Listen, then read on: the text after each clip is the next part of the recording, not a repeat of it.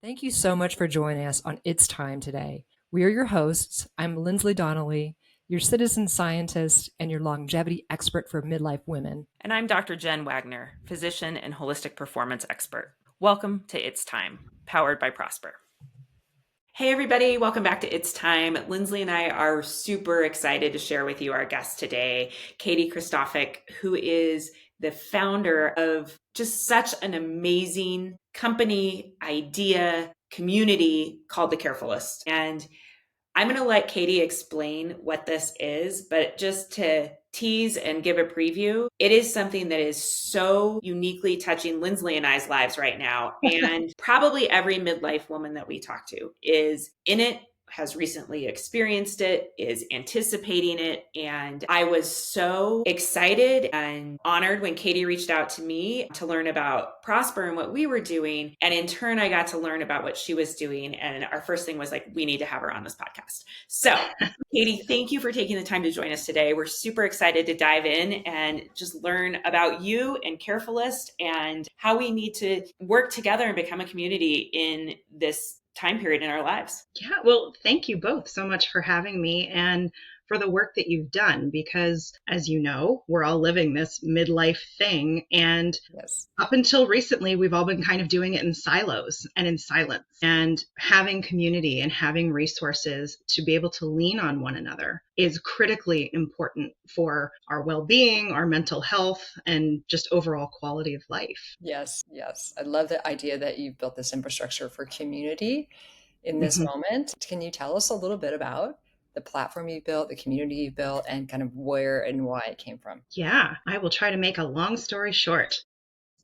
Too late. So the bulk of my professional career was spent in the pharma and biotech space as a marketing communications person. And that's important because of where this has all gone. So about 2013, I had been noticing for some time that my mom was having some trouble, and I had my suspicions, but of course, it's like the one time you don't want to be right, right? So my son was born, he's my second child, and I had a C-section, and I needed them to come help because I had a 3-year-old. And I couldn't drive still when my husband had to go back to work. So my parents came to stay with us, and it was very clear almost immediately, with my mom being taken out of her environment where everything was kind of muscle memory reflexive living, that we were definitely dealing with dementia. And so this all started when I was 32 years old, standing in my living room at Christmas time, and my mom was staring at my Christmas tree for like 40 minutes at a time and talking about the same cluster of ornaments, and she did it 4 days in a row. Right. So, I mean, that was the moment that I was like, okay, all the things I've been worried about. Yeah, this is happening. So I did not have on my bingo card, a parent with dementia at the age of 32. No, with newborns and sleep deprivation and everything else you're talking with work. Right. Yeah. Right. You still want them to care for you, right? You're not ready to transition into that other role. Exactly. Yeah. I mean, selfishly, my mom was a really good cook, and I was so excited about them coming because she would never show up without stuff to stock your freezer. And I was like, I'm not going to have to worry about food for the next week and a half. And they showed up empty-handed. And I was like, what? Yeah. Oh, wait a minute. This is a red flag for sure. Right. Yeah. Yeah. So this is important, and it's a sidebar, but for anybody who is wondering about dementia and, the difference between being forgetful and having a problem, a really good example of this that we learned through my mom was that as she was a really good cook, she had everything memorized, and then she started relying on recipes. And then it got to the point where, okay, well, you haven't made it in a while. Fine. That's normal. But then she couldn't follow the directions on the recipe. Interesting. That is the big difference. Yeah. So not being able to remember ingredients or how much of something, totally normal. Looking at the recipe and not understanding what it's telling you, not normal. Red flag. Yeah. So anyhow, fast forward a number of years later, my dad was her full-time caregiver. She was officially diagnosed with Alzheimer's disease, and my sister lived close by, so she was his backup caregiver. And I lived, over 2 hours away in another state. And rather than use the distance as a reason to not be involved, as some people choose to do, right, wrong, or indifferent. Maybe they don't have the capacity to deal with it or whatever. I decided to treat it almost like a remote job. What can I handle online? I can book appointments. I can research what's coming next and what type of products, or, have to baby proof the house. It's a terrible term, but that's what we use because, adult proofing the house doesn't make any sense.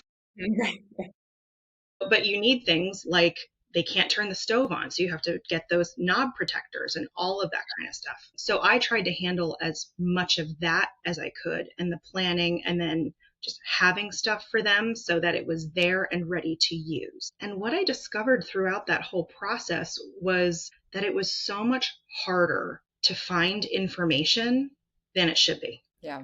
I was spending an inordinate amount of time just researching for basic stuff. Like my mom couldn't do buttons anymore on her shirt. And so I knew clothing exists that has snaps and Velcro and magnets and, whatever else. I couldn't find it. It took me 3 hours of searching. Oh, wow. And it's because I didn't know the word adaptive.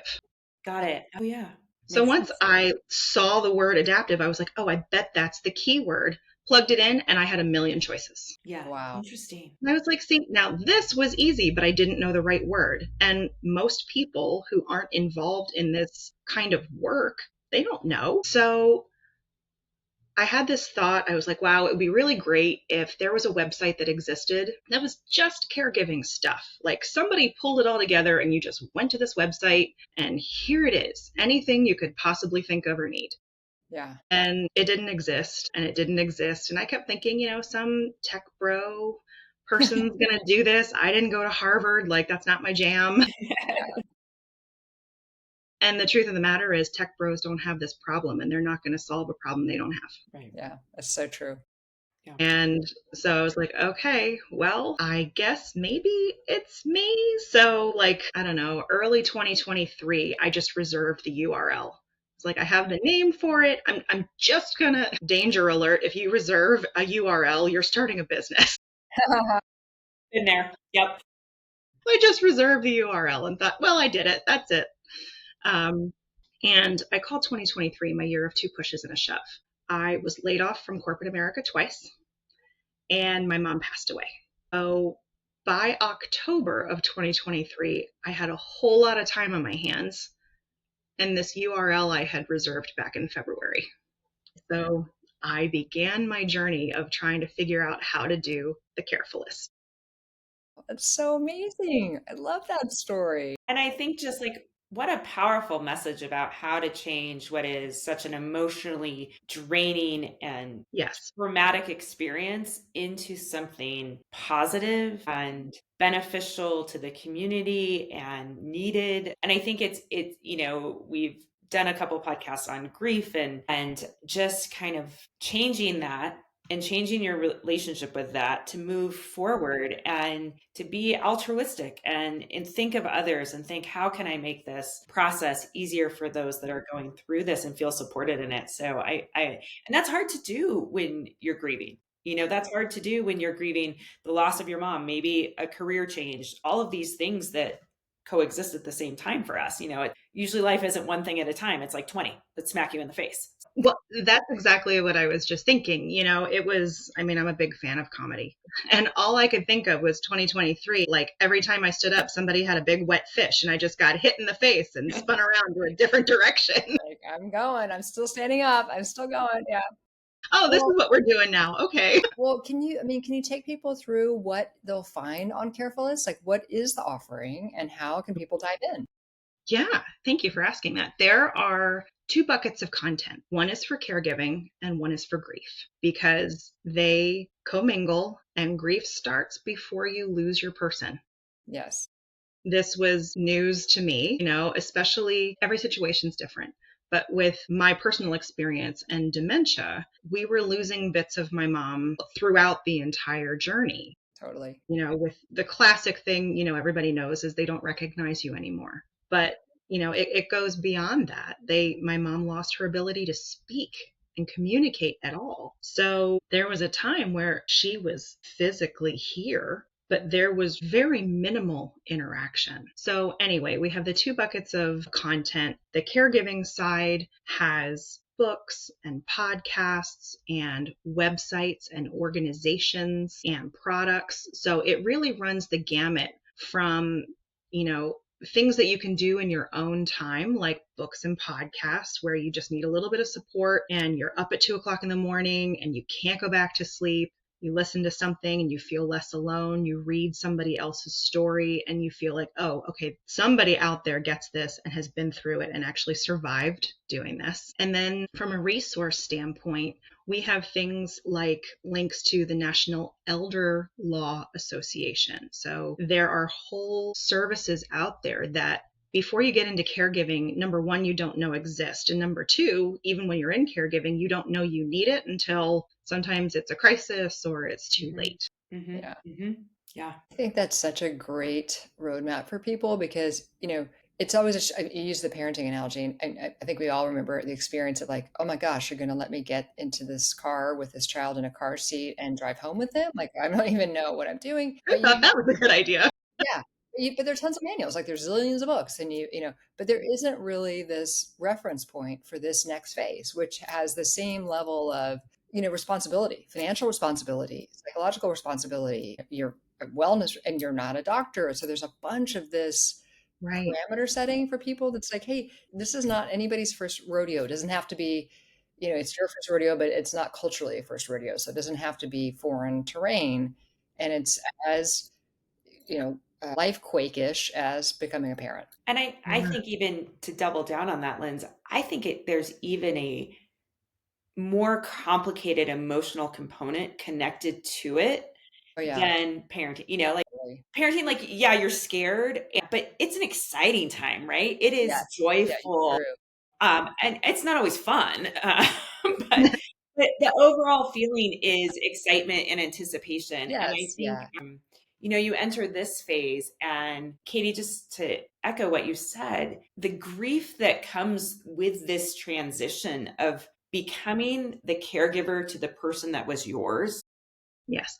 While beautiful in some ways, is really hard. And, we lost my mom to dementia, and she never had full-blown Alzheimer's, but I would say, people would ask, like, how are you? I'm like, I grieved my mom of 5 years ago. Mm-hmm. I grieved my mom that wanted to participate and like was there and doing things. And it doesn't mean I don't cherish the time I have with her, but it's different. Like, that's not the person I remember. That's not, right.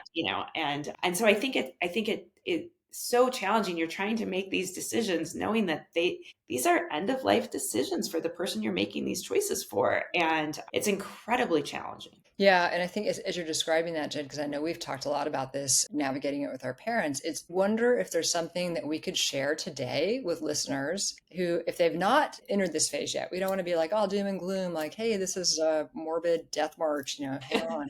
But is there something that could be a little bit joyful? Like, as I've loved having my brother in this with me, where we've had a lot of humor and we've written down what we want to happen to us in 40 years. Like, there have been some joyful things out of it that are, hey, this is a nice little wake-up call to say, this longevity work says we might live to be 100.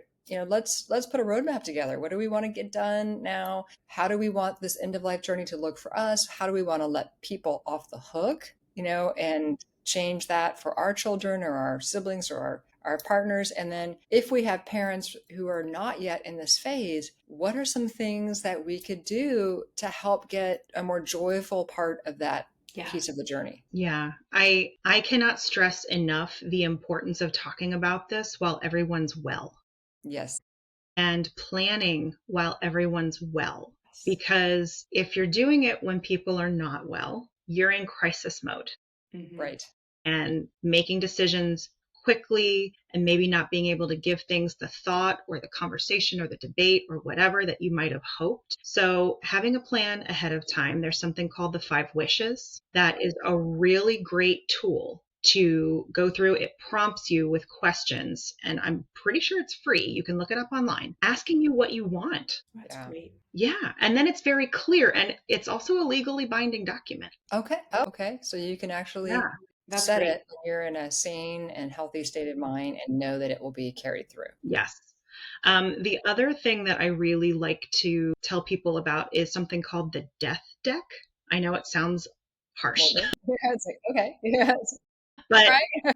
if you've played Cards Against Humanity or something like that, it's that kind of a style of thing. Like it's a card deck of questions, and it's to prompt conversation around uncomfortable topics. They have two versions of it. One is a little bit more irreverent than another, so it depends on the group and the people I'm that gonna you're get that with, which one you might appreciate. one. Yes. Yeah. But it's an icebreaker tool to talk about things that are uncomfortable that people don't want to talk about, but you really need to. And you have to have these open dialogues and exchanges about what it is you want. Because if you don't do it when you're well, not only is it harder for everyone around you, there's guesswork. And people are, well, they told me this, but that was 5 years ago. Oh, well, they mentioned this to me 2 months ago, and now you have an argument. Right. Mm-hmm. Mm-hmm. Yeah. I think, Yeah. Linz, we've been obviously with everything that you've been going through and talking about your brother. I think that was the silver lining of my experience. Like I have an aunt who I was really close to when I was younger. And then her children are about 10, 12 years younger than I am. And so like she got busy having her kids, and then I got, I grew up, had my kids, et cetera. And so we just didn't see each other very much. And she was so involved and stepped up in such a big way when my mom wasn't doing well. But now is like this super important person in my life, in my kids' life, like has really filled this role for this female role model that we had lost. Like we had lost the matriarchy in our family. And so that was really my mom's role. And so like that has been such an amazing relationship development. And I would even say like my sister-in-law, the same thing. We plan girls trips now. We're very my sister-in-law lost her mom just about 6 weeks after I lost mine. And so, our family was like devastated from a grandmother standpoint Yeah. within 6 weeks. And so I think that embracing another family member just stepping up and being there for us. And she's so fun. It's a totally different dynamic. And we have a great time. And it has been just such a source of joy. And I don't know if it would have happened had we not had this other situation. Mm-hmm. Catalyst. Right. Well, and that's the thing, right? I mean, you have these devastating things happen, and then, not to be super woo woo, but there are silver linings to things, and they do emerge after a while. For me, one of my favorite descriptions of grief is that it's just love with nowhere to go. Mm. And when you find somewhere for that love to go, it is really healing, whether it's another person stepping in and, helping to change the dynamic a little bit and have that kind of relationship. Or like for me, it was the creation of my business because it is, it's reflective of what my family went through, but it's also to honor my mom. Mm-hmm. There are little things all through the site that I know are for my mom. They're kind of like little Easter eggs for my family and people who knew her. Yeah, I love that. Yeah. And I think, Katie, you bring up a great point, and it's a really practical one for people as they're coming into this phase. And even if you're just early on, like you described, getting to know that your mom had dementia early on, I do think there's something powerful in having a practical, tangible ritual around grief for the person your mother was, to make space for the energy that will necessarily be there to navigate however long that transition is. And that is something that Jen and I have talked about, when we think through this together, but I don't see that really anywhere as a kind of like a formal understanding. It's like you get space if you do that actual tangible practice of saying, I'm grieving right now this person who I remember and who I associated as my mother. And that will hopefully give me energy and space to deal with the human in a compassionate way in front of me now. Yes. Yeah. And everybody deals with it in their own way. I like to write. So as we were going through all of this, I would, to help myself process, just kind of do a brain dump on Facebook. Now I don't have a public profile. It was just to my family and my friends and people who knew what we were going through. but it was really helpful for me to process it and then, give people the space to offer supportive comments. And it was all in my own time, right? So like I had little kids and I was working and we were going through this. So I had this thought, I needed to get it out. I would put it there. And then, maybe 12 hours went by till I had a chance to look at it again and then see, all of this support. And that was really helpful way to end the day. Yeah. So if you were to think about this with, midlife women who are either in front of it, like they don't have this yet with a parent, or they're just starting it, or they're at the tail end, or if you think about those three phases, is there like, these are my one or two tips on how to practically navigate this in your day-to-day or in the arc of a 90-day period, or, breaking it into ways that can translate to a day-to-day. So what do I do now? Yeah. I think it is important to find someone that you can talk to who gets it, whether it's a sibling, a best friend, a coworker, whomever, because navigating it completely on your own and bottling it up, because one of the things we do is we don't want to burden other people with what we're going through. We're trained to be superheroes, and that's so unhelpful. Yeah. Well, because we all have parenting groups or baby groups, or, we had people we did stroller play dates with, Yeah. And, that's under the guise of celebratory. And I mean, you get together and you're like, oh my God, this is so much harder than anybody ever said it was. I don't think we were celebrating. We were all like, oh my God, I can't get this diaper thing to work. I haven't slept. And P.S. the rest is hard. But at the end, you take your Instagram picture and everything looks great, right? That in between stuff. And so if you can find somebody to talk to about it, it helps. If you don't have somebody to talk to about it, podcasts like this help, where you can hear people talking about it. Talking about planning ahead is, I cannot stress enough. If you're not in it yet, start talking while everybody's well. And, it's hard, but there are moments of joy. I have a podcast, and when I talk to my guests who are always caregivers, the question I always ask is, how did you keep your sense of humor, and or what brought you joy? Yeah. Yes. Because you have to find the funny. There are things that happen during caregiving that are absolutely absurd. They're crazy. So You have like, what? That is so important. You have to laugh. Like, it doesn't have to be so serious, right? I mean, of course it's serious day in and day out, but like there were moments where I was like, are you kidding me right now? I'm really doing this. Like, either this is gross, or this is like, this is hilarious, or all of these things. Or I'm having this conversation again. Yes. I think one of my like recent highlights is my mom has this like huge, big Victorian bed, which of course you can't drop your feet when you're 84 years old. You're going to not land, you're going to fall. So she's in assisted living. And so we have to break this bed down, and we hire somebody, and he can't break it. And so the two of us are like karate chopping this bed. I'm like, I'm actually having a ninja battle with a bed right now. What is this? This is not what I thought I would be doing. Saturday morning at 9 a.m., me and this large, strong man karate kicking a wooden bed. It's like, nobody tells you that. What are you talking about? I also think, it is important to honor, as the caregiver, the emotions that you are feeling, right? Because sometimes you do want to laugh, and it is funny, and it's okay that it's funny. And I know I would be like, oh, this is serious. I shouldn't be laughing, or I'm being disrespectful if I'm laughing. And I'm like, exactly that. I'm like, you've asked me that 25 times. Like, I'm annoyed sometimes. I'm angry sometimes. I'm frustrated. Changing the answer. I'm just going to change the answer to entertain myself right now. Yeah, exactly. Right. But I think that because it's such an overwhelmingly serious point in time, that it's hard to give yourself that grace and permission to experience those emotions that are very usually short onset. It's like, I'm frustrated for 5 minutes. I'm usually not frustrated for a month of this process. I'm frustrated for 5 minutes, and it's okay to be frustrated for 5 minutes. Yeah. So and it's okay to be angry and bitter about it too. Yeah. Like, it sucks. Yeah.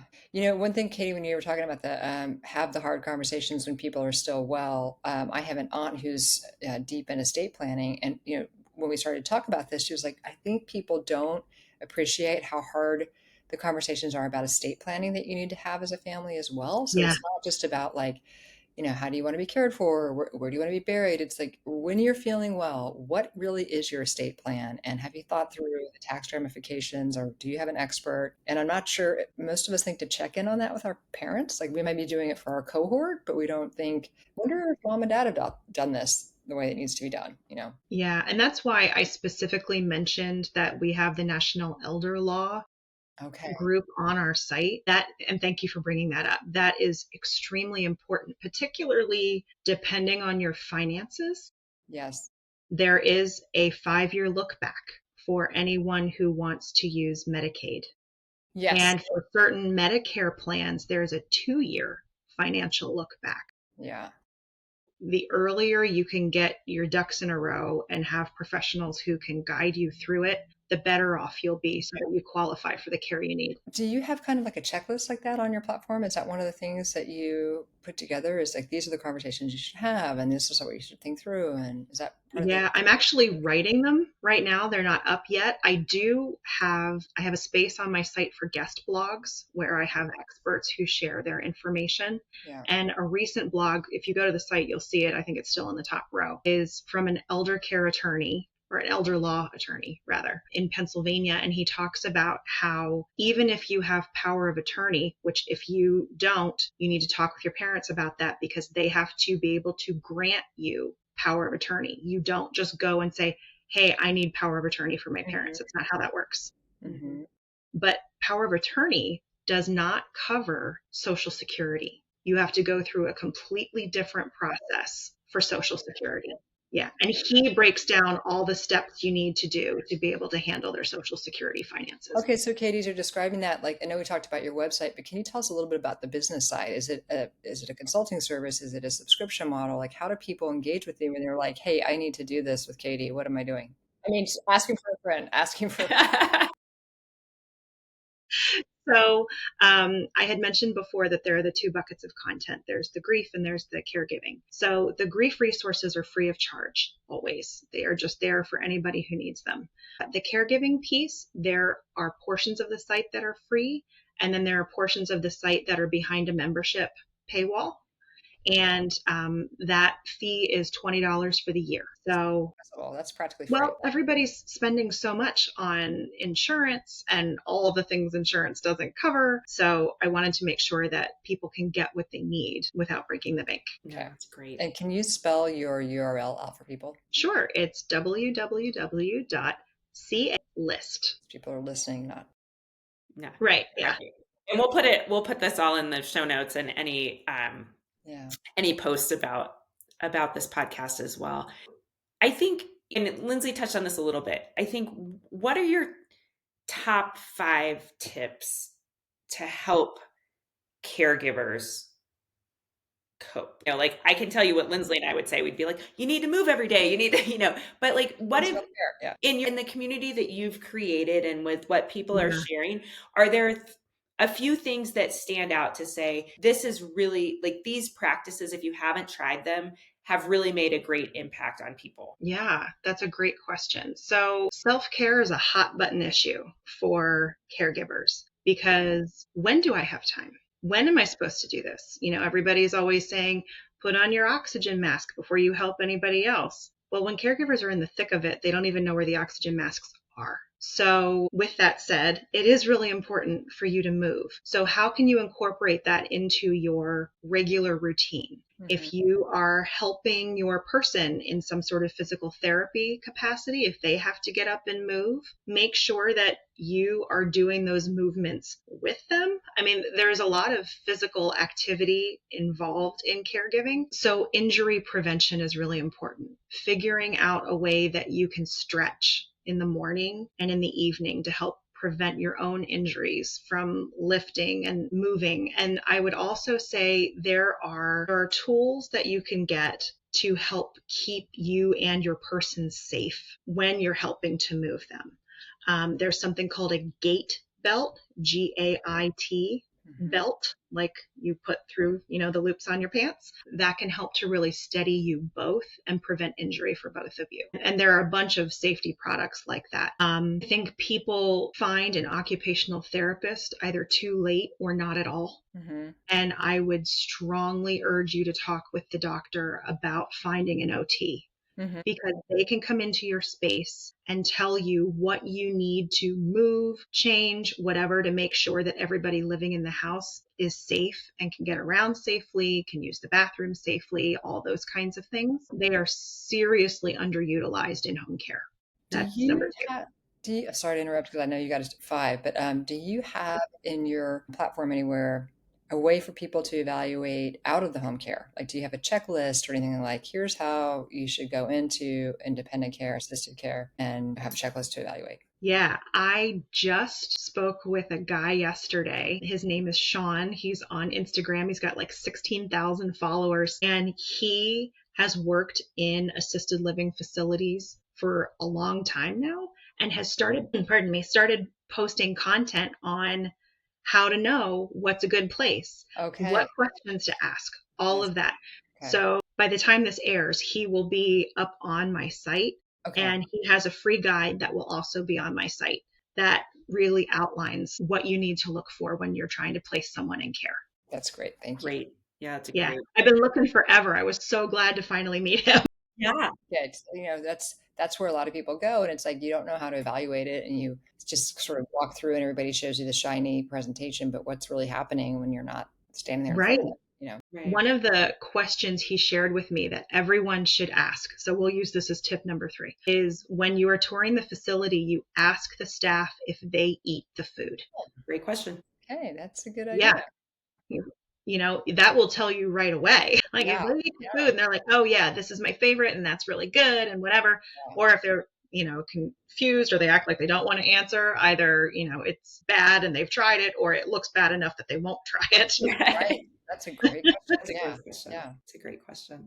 Anything else more on the self-care side for the caregiver? Any other tools or tricks that you see come up repeatedly that have really, I know that's a really personal situation, but I think when you live in that space, there might be things that bubble up that we wouldn't think about not in that space.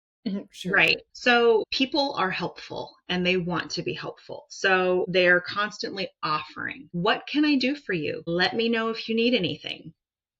Caregivers are so overwhelmed, they don't know what they need. They are just trying to get through the next 30 seconds in front of them. So one of the things I have on my site are checklists that they can print or have on their phone so people can help them out easily. So I have a cleaning checklist that you can post on the fridge and, I got to the dusting, I got to the vacuuming, somebody comes over, they're like, hey, what do you need help with? You can say, there's a cleaning checklist on the fridge, pick any item that hasn't been done and please take care of it. Yeah, that's great. Great idea. I have a grocery checklist. You can fill out what you need and somebody can go and pick that up for you if you don't, because not everywhere has Instacart. I have gift cards. Gift cards are so helpful because there are many times where your day does not go as planned and you may have forgotten to defrost something or whatever you were planning to make, that's out the window. So having a gift card on hand to get something delivered is really, really helpful. This is a great suggestion set for people. I'm thinking, Jen, in our community, there's a dear family whose son was injured and is in like massive mode of surgeries and multiple, 8 or 9 surgeries in, and everybody's wondering how to help. And they can't, other than a meal train, they can't come up with ideas. So this is a great gift to offer. Be like, here's like a bunch of things you could print out as a checklist, help. And people will step in and help, Yeah. And, things like rides to appointments, or if it's a family who's dealing with a child who's got things going on and there are other siblings. Totally. Yep.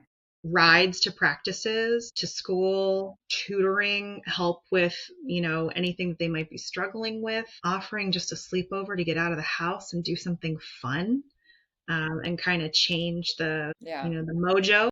Yeah. But I think you're so right. People, we've all been in a moment of need and we just can't think of what we need. We're just like, I Right. just need to get to the next 15 seconds of my to-do list right now. But if Yeah. you had a bunch of printouts of these are things that you could just go pick one, they're all great, Yeah. And I think what you both just mentioned is I want to make sure we identify that, we've somewhat framed this conversation in our experience, which is caring for elders, but that your website and your organization and company is for any caregiver. So a caregiver of a child that has special needs or sick or injured or all of these things. So I just want people to know that it's not just directed to elder care, that it is you have resources for all types of care. Yes. Right. Yeah. The qualifier is long-term care. So really, anything that's like 6 months or more. So certainly certain cancers apply. It started with obviously dementia, but Parkinson's, ALS, multiple sclerosis, definitely special needs. There's a whole extra realm there for the special needs folks because of the educational component and everything that goes along with that. T1D, type 1 diabetes families, they certainly can find resources and community on our site as well. Oh, that's fantastic. Thank you, Jen, for framing that, because I think it was lost. Will you explain how the community functions? So other than just going in and getting resources, how is the community function set up and how do people engage in that? Yeah. So they engage on our social channels. So we are on LinkedIn, Facebook, Instagram, and then I have a podcast, which is anywhere you get audio podcasts and on YouTube. And so depending where you are in your journey and what you're looking for, there's on-demand content, and then you can interact with people and with our posts. So on Instagram, then we will feature different products and different resources so you can get an idea of what's there and what's new. We do try to highlight as many different types of things as possible so everybody feels seen and gets to have something featured that is important. So I know we're getting close on time. I just want to make sure that one, people know where to find you, and two, if you have any other ways other than being a member to participate or contribute, or any other ways you recommend getting involved. Sure. Thank you for asking. Yeah, the website is carefulest.com, CAREFULLIST.com. And we're on LinkedIn, Facebook, Instagram, and YouTube. And in terms of being involved without being a member, I am always looking for things that work for you. So, and things that don't. Right? So we have a contact form on the website. Let me know if you found something that's gold and you think people should know about it. I do personally vet the things that come in. And I try to either meet the person who created it or wrote the book or whatever and, play with whatever product it is. So that is part of the goal moving forward, is that we sort of become like a Google Meets Consumer Reports for the caregiving space. Wonderful. That's awesome. Wonderful. It's amazing work, Katie, and it's so important, and it's just going to get more important as we all kind of look at longevity and see that there's more decades on the scoreboard. This is going to be a component. Absolutely. Thank you so much for having me. Thank you for your time. Thank you for the work that you're doing.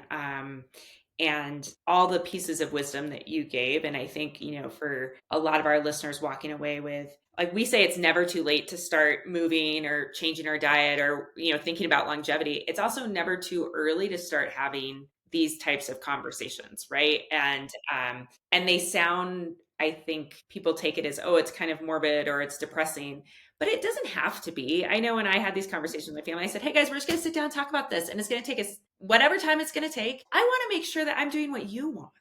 Because I think a lot of confusion gets in there at the end when they're not doing what you want. And you're like, I'm really glad I have this list. This is what they wanted. This is my guide. I need, despite what I feel now, this is what we talked about. And so I think walking away with that tidbit just to say, it's never too early to have these conversations and to revisit it. Like if situations are changing, hey, we talked about this 3 years ago. Is this still the way you guys see things, et cetera? And then just to remember to take care of yourself through this process. Absolutely. And, the whole series is really good. The Pit, if you haven't watched it, you should, on HBO with Noah Wyle. It's a really great medical show.